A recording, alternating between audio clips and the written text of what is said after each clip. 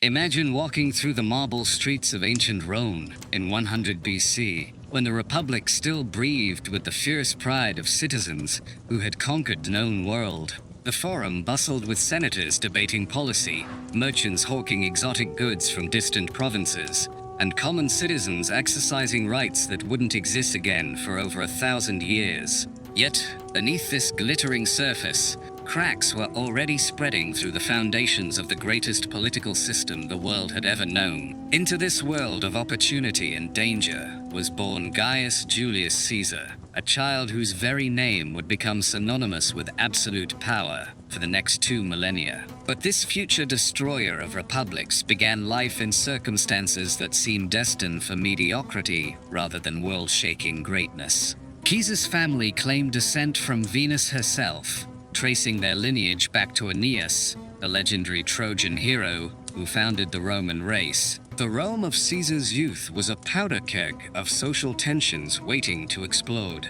The traditional Roman values of duty, honor, and civic responsibility were crumbling under the weight of vast wealth pouring in from conquered territories. Military commanders returned from successful campaigns with treasure beyond imagination, using their riches to purchase political loyalty and subvert the carefully balanced constitutional system that had made Rome great. Young Caesar witnessed firsthand how the Republic's institutions were failing to handle the stresses of governing a vast empire. The Senate, originally designed to guide a city-state through local crises, proved incapable of managing provinces stretching from Britain to Egypt. Military commanders spent years abroad with their legions, developing personal loyalties that transcended traditional Roman civic bonds. Ambitious politicians discovered that mob violence could accomplish what legal procedures couldn't achieve. The Social War of 91-88 BC erupted when Caesar was barely 12 years old, as Italian allies who had fought and died for Rome demanded citizenship rights long denied them.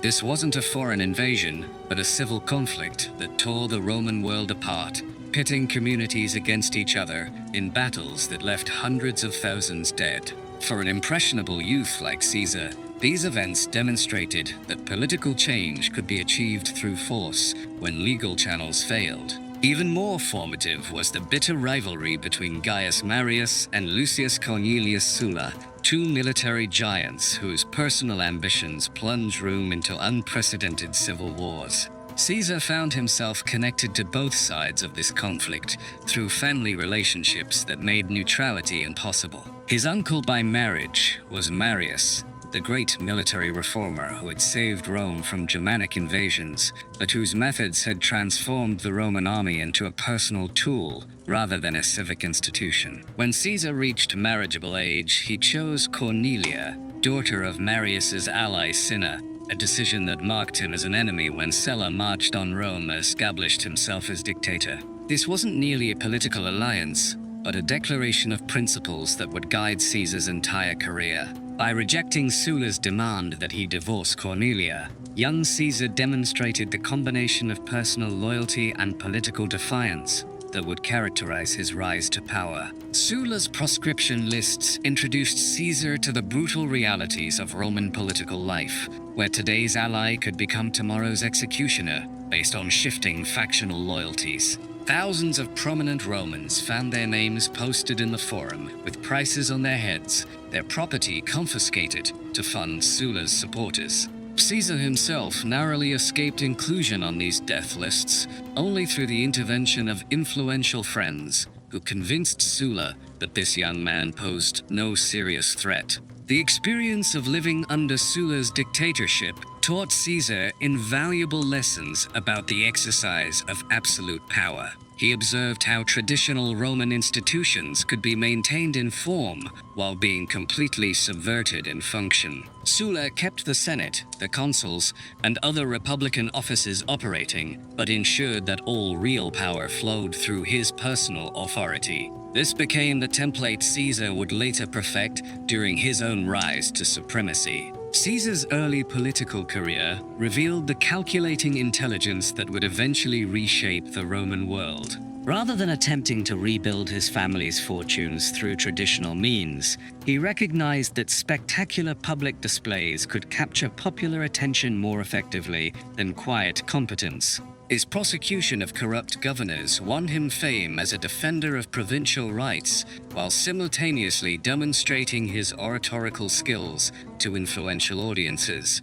The young Caesar's stint in Asia Minor and his capture by pirates became the stuff of legend, revealing personality traits that would define his approach to both politics and warfare. When the pirates demanded a ransom of 20 talents, Caesar laughed at the insult to his dignity and insisted they raise it to 50. During his captivity, he treated his captors as subordinates rather than masters, promising to crucify them once he gained his freedom, a promise he kept with characteristic efficiency after organizing his own rescue mission. This pirate episode demonstrated Caesar's remarkable ability to inspire loyalty even among potential enemies through sheer force of personality. His captors grew fond of him during their weeks together, impressed by his confidence and entertained by his wit.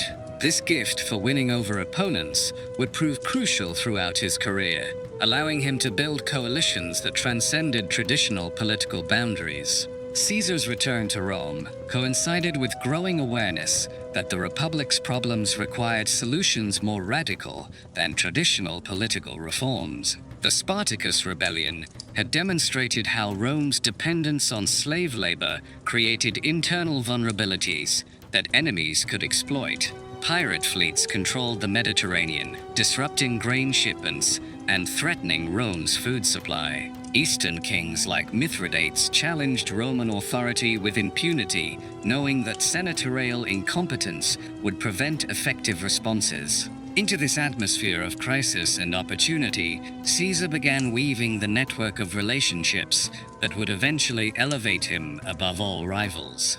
He understood that Roman politics had become a game where personal charisma, financial resources, and military reputation mattered more than constitutional procedures or traditional senatorial wisdom. The old republic was already dying. The only question was who would inherit its power. The year 60 BC marked a turning point, not just in Caesar's career, but in the entire trajectory of Roman civilization. Behind closed doors in a private villa, three men met to forge an alliance that would shatter the Republic's constitutional framework and replace it with something the world had never seen before. A triumvirate that combined the wealth of Rome's richest citizen, the military prestige of its greatest general, and the political cunning of its most dangerous politician. This secret meeting brought together Pompey the Great, whose eastern conquests had added vast territories to the Roman Empire, Marcus Licinius Crassus, whose fortune from real estate speculation and slave trading made him Rome's wealthiest citizen, and Caesar himself, returning from his praetorship in Spain with debts that threatened to destroy his political career, but also with a reputation for ruthless efficiency that impressed even his enemies. The genius of this first triumvirate lay not in its official recognition, it had none, but in how it exploited the Republic's fundamental weakness, the gap between formal constitutional procedures and actual political power. The Senate could debate and pass resolutions, but real authority belonged to whoever could command military loyalty, finance political campaigns, and mobilize popular support. These three men possessed all of these resources in abundance. Pompey brought to the alliance military credentials that dwarfed any rival's achievements. His eastern campaigns against Mithridates had not only eliminated Rome's most persistent enemy, but had also reorganized the entire eastern Mediterranean according to Roman interests.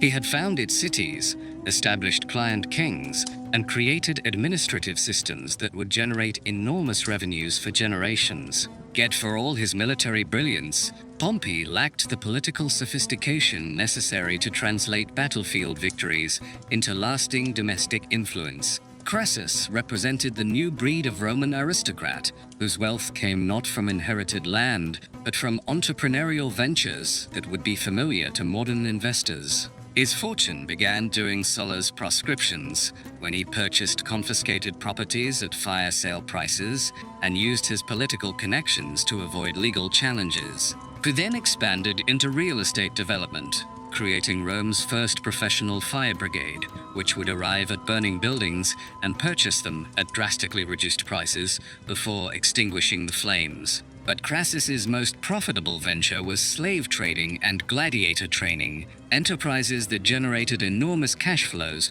while getting him insights into the violent entertainments that increasingly dominated Roman popular culture. His gladiator schools produced champions who fought in the Colosseum, creating spectacles that won him popular acclaim while demonstrating his ability to manage large-scale violent enterprises. Caesar brought to this partnership something neither of his allies possessed: the vision to see beyond immediate tactical advantages toward fundamental transformation of Roman governance. Where Pompey sought military glory and Crassus pursued financial profit, Caesar understood that the Republic's crisis created opportunities for political innovation that could establish entirely new forms of authority. The triumvirate's first major success was securing Caesar's election as consul for 59 BC, a victory achieved through bribery so massive and systematic that it shocked even Romans accustomed to electoral corruption. Caesar's consul year demonstrated how traditional republican institutions could be weaponized by politicians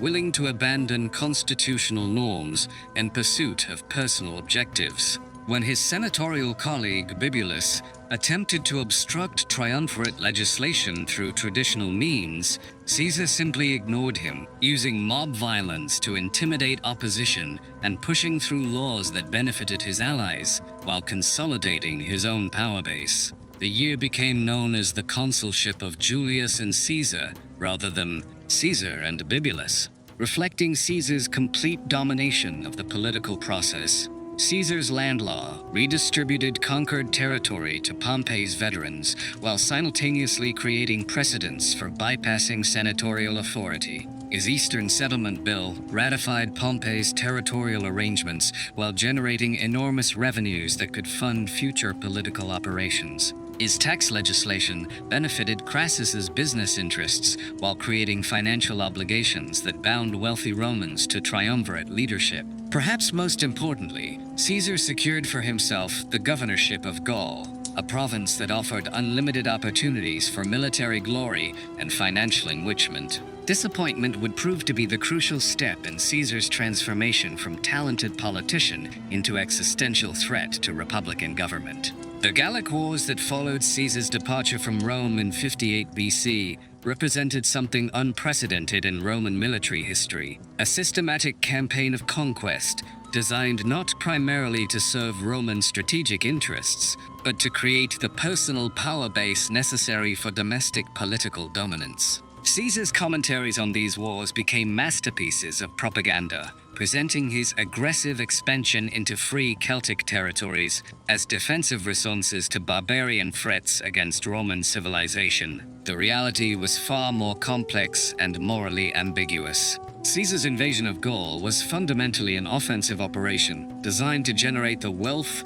military reputation, and veteran loyalty necessary to compete with Pompey and Crassus for supremacy within the triumvirate. His systematic destruction of Celtic societies represented cultural genocide on a scale that horrified even Romans accustomed to brutal military campaigns. The Siege of Alesia in 52 BC demonstrated both Caesar's military genius and his complete ruthlessness in pursuing political objectives. Facing unified Gallic resistance under Vercingetorix, Caesar constructed massive siege works that trapped both the defenders and a relief army in a deadly vice. When food shortages threatened the besieged population, Caesar refused to allow non-combatants to leave the city, forcing defenders to watch their families starve rather than surrender. Caesar's victory at Alesia effectively ended organized Gallic resistance, but the human cost was staggering. His own commentaries admit to killing or enslaving over 1 million people during his Gallic campaigns, a number that represented a substantial portion of the entire Celtic population. These weren't battlefield casualties, but systematic destruction of entire communities designed to eliminate future resistance to Roman rule. The wealth flowing from Gallic conquests transformed Caesar from debt-ridden politician into financial giant capable of competing with Crassus on equal terms. Gold, slaves, and tribute from conquered territories provided the resources necessary to maintain his armies, reward his officers, and finance the political operations that would eventually carry him to supreme power. Meanwhile, back in Rome, the triumvirate was beginning to fracture under the weight of its own success. Pompey's ego could not tolerate Caesar's growing reputation, while Crassus grew jealous of the military glory his partners were accumulating. The death of Caesar's daughter, Julia, who had been married to Pompey as part of the triumvirate's alliance structure, eliminated one of the key personal bonds holding the partnership together. Crassus's disastrous Parthian campaign represented a desperate attempt to match his partner's military achievements, but it ended with one of the most humiliating defeats in Roman history. The Battle of Carrhae in 53 BC saw 7 legions destroyed by Parthian horse archers, with Crassus himself killed during failed peace negotiations. His death illuminated one corner of the triumvirate, while simultaneously demonstrating the limits of Roman military power. With Crassus dead and their personal relationship deteriorating, Caesar and Pompey began the careful dance of preparation for civil war that would ultimately destroy the republic both men claimed to serve. Each sought to position himself as the defender of constitutional government, while simultaneously preparing for the violent struggle that had become inevitable. The winter of 50 to 49 BC found the Roman Republic balanced on the edge of an abyss that had been decades in the making. In his luxurious villa beyond the Rubicon River, Caesar completed his conquest of Gaul, while calculating whether the time had come to risk everything in a bid for supreme power. Behind him lay 8 years of unprecedented military success that had extended Roman dominion from the Atlantic to the Rhine, filled the treasury with Gallic gold, and created a veteran army whose loyalty belonged to him personally rather than to the Roman state. Ahead lay a choice that would echo through history: respect the constitutional boundaries that confined him to his provincial command, or cross the Rubicon with his legions and march on Rome itself. The decision Caesar faced transcended personal ambition to encompass fundamental questions about the nature of government, the relationship between military power and civil authority, and whether republican institutions could survive in an age of empire. The Senate's final ultimatum left no room for compromise. Caesar must dismiss his armies, return to Rome as a private citizen, and face prosecution for his alleged crimes as consul and proconsul. His enemies, led by Cato the Younger and supported by Pompey's growing jealousy, had crafted a trap designed to destroy Caesar's political career and eliminate him as a rival for supreme power. Caesar understood that returning to Rome without his armies meant political death and possibly literal execution. His enemies had spent years cataloging charges against him: bribery during his consulship, illegal warfare in Gaul, misappropriation of public funds, and constitutional violations too numerous to list.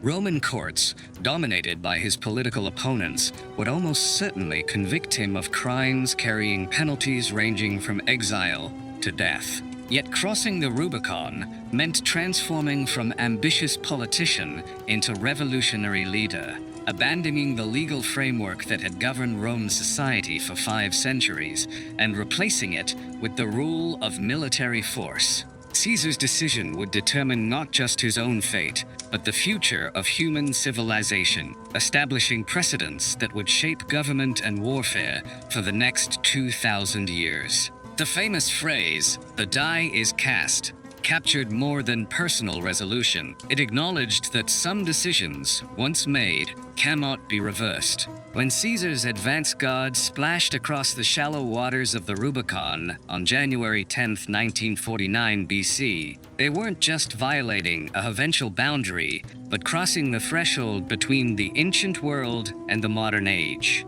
The speed of Caesar's advance stunned his enemies and demonstrated the superiority of decisive leadership of a committee-based governance. While the Senate debated responses and Pompey hesitated between conflicting strategies, Caesar's legions swept through Italy like a conquering army, encountering no serious resistance. Town after town opened its gates to welcome the approaching dictator, revealing how thoroughly Republican government had lost popular legitimacy. This wasn't the desperate gamble of a cornered politician, but a carefully orchestrated campaign planned during years of preparation. Caesar's agents had spent months cultivating support throughout Italy, promising debt relief to struggling farmers, citizenship rights to Italian allies, and generous rewards to anyone willing to support his cause. His propaganda portrayed the Civil War not as personal ambition, but as a struggle to defend popular rights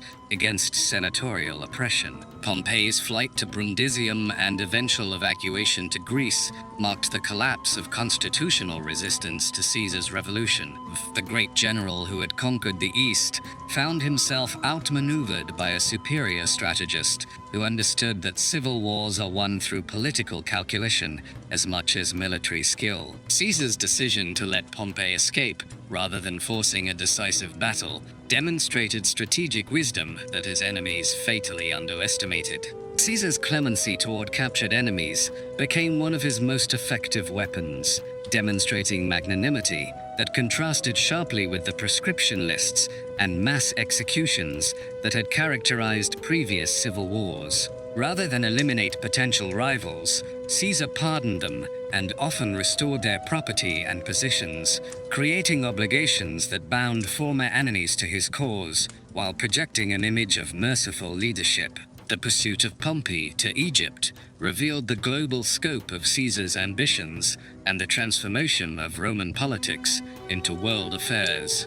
When Ptolemaic courtiers murdered Pompey as he landed in Alexandria, hoping to win Caesar's favor through this crude gesture, they discovered that the new master of Rome operated according to principles they couldn't comprehend. Caesar's grief at his old ally's death appeared genuine, reflecting complex emotions that transcended simple political calculation. Caesar's Egyptian sojourn introduced him to Cleopatra VII, a meeting that would produce one of history's most celebrated relationships, while demonstrating how personal attachments could influence global politics. The young pharaoh's intelligence and ambition matched Caesar's own, creating a partnership that combined romantic attraction with strategic alliance. Their affair wasn't mere personal indulgence, but a calculated decision to secure Egypt's vast wealth and strategic position for Caesar's expanding empire. The Alexandrian War that followed Caesar's intervention in Egyptian succession disputes revealed both his tactical brilliance and his occasional overconfidence. Trapped in the palace quarter with vastly inferior numbers, Caesar demonstrated the personal courage and improvised leadership that had carried him through countless crises. His decision to burn the Egyptian fleet, accidentally destroying part of the Great Library of Alexandria, symbolized how his personal survival took precedence over preserving cultural treasures. Caesar's lightning campaign against Pharnaces in Asia Minor, culminating in the decisive victory at Zela, demonstrated his ability to rapidly shift between different theaters of operation while maintaining strategic coherence. His laconic report to the Senate, Veni Vidi Vici, I came, I saw, I conquered, captured both his military efficiency and his growing contempt for traditional Roman institutions. The African campaign against the remnants of Pompeian resistance tested Caesar's abilities against some of Rome's most experienced generals, including Cato the Younger, whose philosophical principles made compromise impossible. The suicide of Cato at Utica eliminated Caesar's most implacable moral opponent while creating a martyr for republican principles that would inspire future generations of revolutionaries. Caesar's return to Rome as undisputed master of the Mediterranean world marked the end of the Republic in all but name. His unprecedented accumulation of offices and honors, dictator, consul, pontifex maximus, imperator, shattered constitutional precedents, while creating new forms of authority that combined traditional Roman elements with innovations drawn from Hellenistic monarchy and Oriental despotism. The calendar reform that created our modern calendar system exemplified Caesar's approach to governance, practical improvements that served genuine needs while simultaneously demonstrating his power to reshape fundamental aspects of human experience. By adding days to correct the accumulated errors of the old lunar calendar, Caesar literally gave his name to time itself, ensuring that future generations would measure their lives according to his calculations. Caesar's building projects transformed Rome from a provincial capital into a worthy center for a world empire, but they also served as monuments to personal glory that dwarfed anything achieved by previous leaders. The Forum Julium, with its temple to Venus Genetrix, celebrating Caesar's claimed divine ancestry, established visual symbols of his supremacy, while providing spaces where citizens could experience imperial grandeur firsthand. The Ides of March conspiracy that ended Caesar's life on March 15, 44 BC, represented the last desperate attempt by Republican idealists to restore constitutional government through assassination. Led by Marcus Brutus, whose ancestor had founded the Republic by overthrowing the last king, the conspirators believed that killing Caesar would automatically restore senatorial authority and traditional governance. Their failure to plan beyond the assassination itself demonstrated how completely they misunderstood the forces that had elevated Caesar to power. The Republic hadn't died because one man destroyed it, but because its institutions could no longer manage the responsibilities and opportunities of governing a vast empire. Caesar's death removed a remarkable individual, but left unchanged the underlying conditions that had made his rise inevitable. The civil wars that followed Caesar's assassination proved that the conspirators had solved nothing while creating new instabilities that would plague Rome for another generation. Caesar's heir, Octavian, would eventually complete the transformation his adoptive father had begun, establishing the imperial system that would govern the Roman world for the next 5 centuries. Caesar's true legacy lay not in his individual achievements, but in his demonstration that republican government could not survive in an age of empire, professional armies, and global economics. He had ended the Roman Republic, not for a moment of decision, but for a lifetime of choices that revealed the inadequacy of ancient institutions to address modern challenges. The man who crossed the Rubicon had indeed cast a die whose results would determine the future of human civilization.